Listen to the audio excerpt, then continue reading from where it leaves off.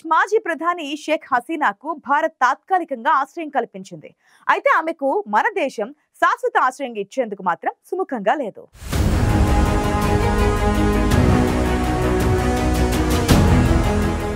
మానవతా కోణంలోనే షేక్ హసీనాకి తాత్కాలికంగా షెల్టర్ ఇచ్చిన భారత్ ఆమెకు ఆశ్రయం ఇచ్చేందుకు ఆసక్తి చూపించడం లేదు. షేక్ హసీనా విషయంలో భారత్ ఆచితూచి అడుగులు వేస్తోంది.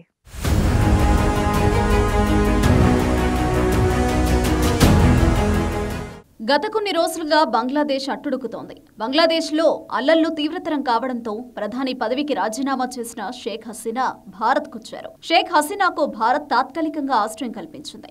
హసీనా ఢిల్లీ నుంచి లండన్ వెళతారని ప్రచారం జరిగింది. అయితే హసీనా అనుకున్నట్లుగా జరగలేదు. హసీనాకు ఆశ్రయం కల్పించేందుకు లండన్ సుముఖంగా లేనట్లు తెలుస్తోంది. ప్రస్తుతానికి హసీనా ఢిల్లీలోనే ఉన్నారు. కానీ హసీనా ఢిల్లీలో ఎక్కువ రోజులు ఉండే అవకాశం కనిపించడం లేదు.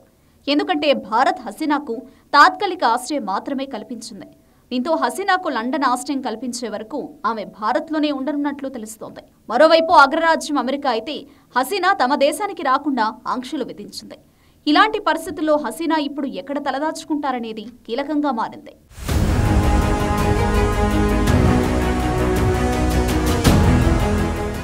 (1975) నాటి పరిస్థితులు గుర్తుకొస్తున్నాయని చెబుతున్నారు రాజకీయ విశ్లేషకులు. ఆ సమయంలో కూడా బంగ్లాదేశ్లో ఇదే స్థాయిలో అల్లర్లు జరిగాయి. షేక్ హసీనా తండ్రి షేక్ ముజిబుర్ రహమాన్ హత్యకు గురయ్యారు.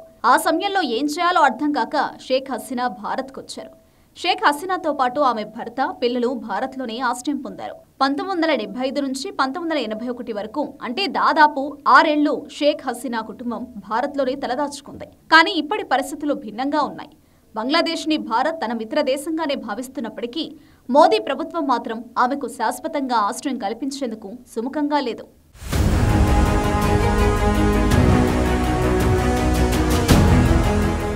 బంగ్లాదేశ్లో మాజీ ప్రధాని షేక్ హసీనాపై ఓ నియంత అనే ముద్ర పడిపోయింది. దేశంలోని పౌర హక్కుల్ని అణిచివేశారన్న అపవాదుని మూటగట్టుకున్నారు షేక్ హసీనా. ఇలాంటి సమయంలో ఆమెకు ఆశ్రయం ఇవ్వడానికి భారత్ ఆసక్తి చూపడం లేదు. పైగా దేశ భద్రతను దృష్టిలో పెట్టుకుని ఆ నిర్ణయం తీసుకోలేకపోతోంది. అయితే అసలు కారణాలు వేరే ఉన్నాయి. ఎప్పుడైతే షేక్ హసీనా భారత్తో మైత్రిని బలపరుచుకున్నారో అప్పటి నుంచి బంగ్లాదేశ్లో భారత్పై వ్యతిరేకత పెరిగింది. పైగా ఇప్పుడు బంగ్లాదేశ్లో కొత్తగా ఏర్పాటయ్యే ప్రభుత్వంతో భారత్ సంప్రదింపులు జరిపి భవిష్యత్తు కార్యాచరణను నిర్ణయించుకోవాల్సి ఉంటుంది. బంగ్లాదేశ్లో ప్రధాని పదవిలో ఎవరున్నా తమ మైత్రి మాత్రం ఖచ్చితంగా కొనసాగుతుందన్న సంకేతాలు ఇవ్వడం భారత్కు అవసరమే.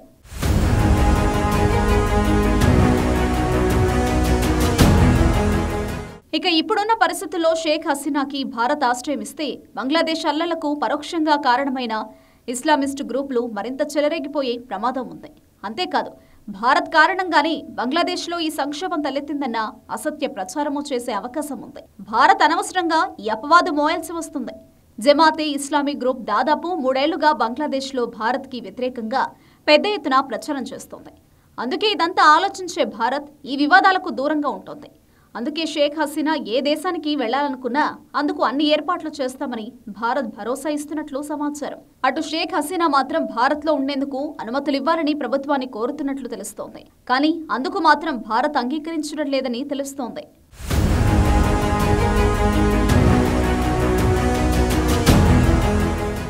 షేక్ హసీనాకు భారత్ తాత్కాలిక ఆశ్రయం కల్పిస్తేనే బంగ్లాదేశ్లోని హిందువులపై తీవ్ర స్థాయిలో దాడులు జరుగుతున్నాయి. హిందువుల ఇళ్లు, ఆలయాలు, కార్యాలయాలు, హిందువుల ఆస్తులపై దాడులకు పాల్పడుతున్నారు బంగ్లాదేశ్లోని ఆందోళనకారులు.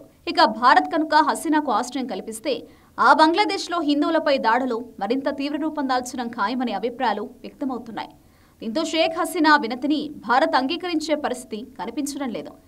ఇప్పటికే బంగ్లాదేశ్లో హిందువులని లక్ష్యంగా చేసుకుని జరుగుతున్న దాడుల తీవ్ర ఆందోళనను పెంచుతున్నాయి. ఇలాంటి పరిస్థితుల్లో షేక్ హసీనాకు భారత్ ఆశ్రయం కల్పించి హిందువులపై దాడికి పరోక్షంగా కారణం కాకూడదనే అభిప్రాయంలో ఉన్నట్లు తెలుస్తోంది.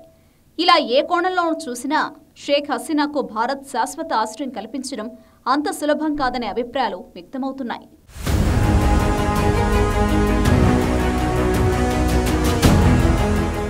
షేక్ హసీనాకు ఆశ్రయం కల్పించేందుకు భారత్ సుముఖంగా లేదు. ఒకవేళ షేక్ హసీనాకు ఆశ్రయం కల్పిస్తే భారత్ పలు సవాళ్లను ఎదుర్కోవాల్సి వస్తుంది. అందుకే హసీనా ఎక్కడికి వెళ్ళినా ఆమెను అక్కడికి పంపించే బాధ్యత తీసుకునేందుకు భారత్ సిద్ధంగా ఉన్నట్లు తెలుస్తోంది.